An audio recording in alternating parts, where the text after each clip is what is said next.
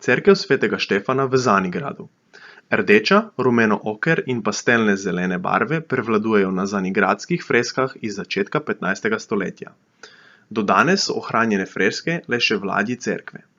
Cerkev je popolnoma v stilu istrske romanske tradicije, sestavljena iz dolge, ravno pokrite ladje in polkrožno obokanega oltarnega prostora. Leta 1521 je na severnem delu zahodne fasade dozidan zvonik. Posvečena je svetemu Štefanu. Nekoč je bila cerkev v celoti poslikana.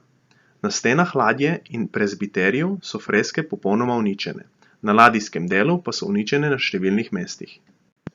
Na južni steni se nizajo prizori iz svetniških legend, kamenjanje svetega Štefana, sveti Jurij ubija zmaja in sveta Nedelja.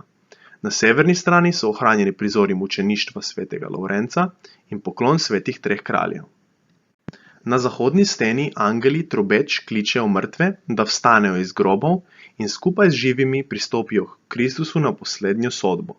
Kristus je na sredini prizora, nad vhodnimi vrati sedi v mandroli, obdani z angeli, z mečem v desnici.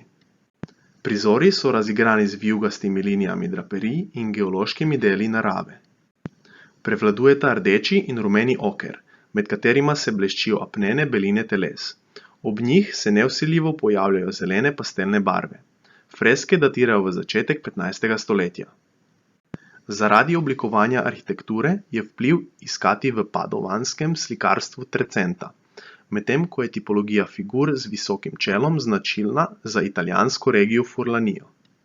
Skupni elementi, kot so bordure in velari, detajli arhitekture figur in vojaške opreme, povezujejo freske iz svetega Štefana s freskami v svetem Silvestru blizu Oprtlja.